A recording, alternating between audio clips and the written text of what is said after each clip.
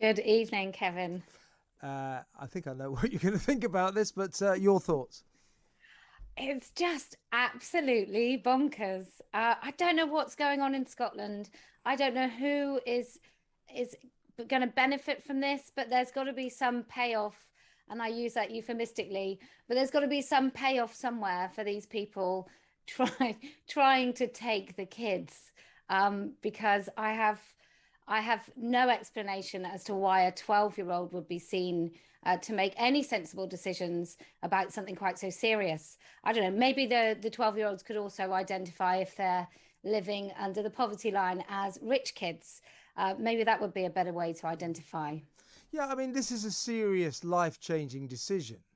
I mean, it plays into. We were just doing a piece about the school jab squads. You know that the government's going to send in these vaccination squads who are going to be able to vaccinate 12-year-old kids against their parents' wishes. And here we have in Scotland, arguably a more long-term, serious, profound decision being offered to children of 12. And what I would say about this, Kellie-Jay, is you know.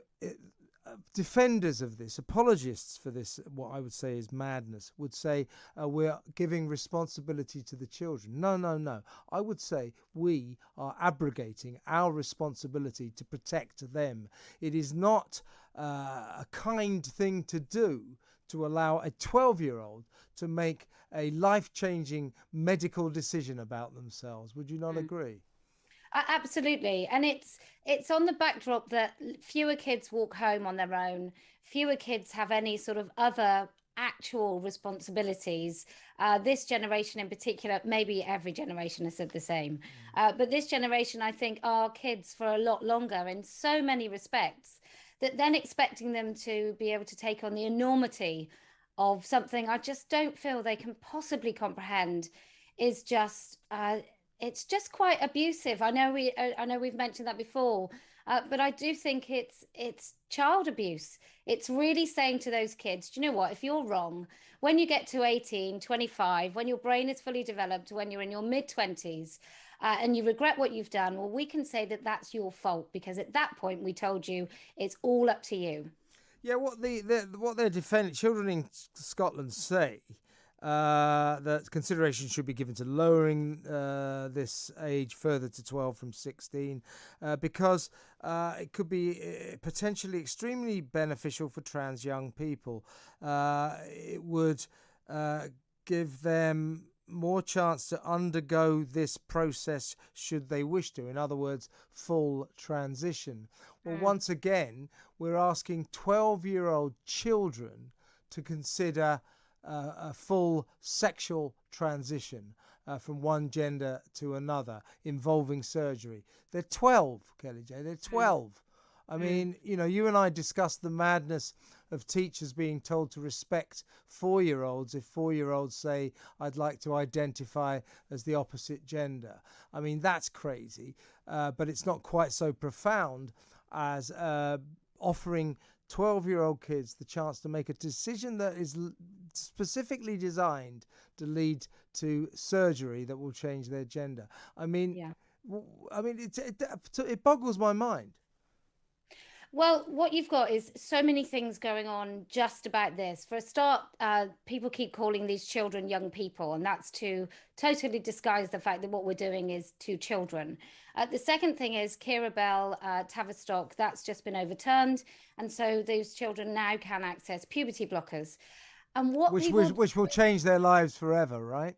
Absolutely. Once you take those puberty blockers, there is absolutely no data whatsoever to suggest that they are reversible.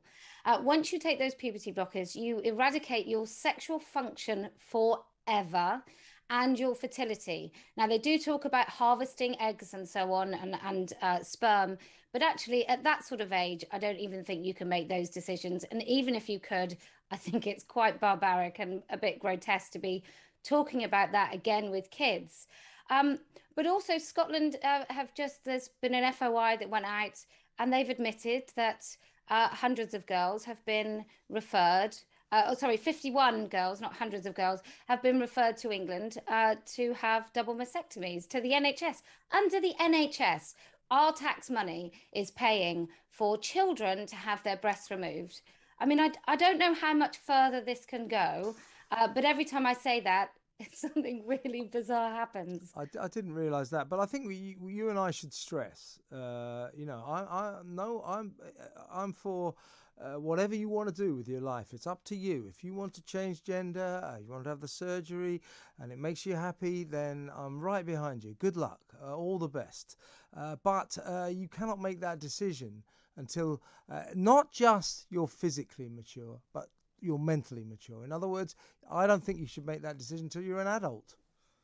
I'm 100% in agreement. It's absolutely none of my business. As long as your identity doesn't encroach on women's spaces, I'm more than happy for people to do whatever they want in the comfort of their own homes and their own lives. But when you're talking about children, I think this is a responsibility of all of us to just speak up and start saying, absolutely not. This is not something that we should support. This should be criminal to do anything to children that will alter their bodies forever, especially when you make them responsible for all of those decisions. It used to be that 90%, 89% of children would actually not go through a transition if they started on that path. But now we take them so young. I really do fear that that may change. So children then no longer have a choice about changing their minds at any point because their bodies will just be irreversibly harmed. And we should stress that you're talking as a mother. You know, I think mothers everywhere will be very worried about this, and so will fathers for that matter. I just think people have to be mentally mature. They have to be adults to make these kind of decisions, and offering them the chance to make this decision as young as 12, or I suppose in terms of gender identity as young as 4, I just think it's crazy, absolutely crazy. Kellie-Jay, it's always a pleasure to speak. Thank you so much for your time.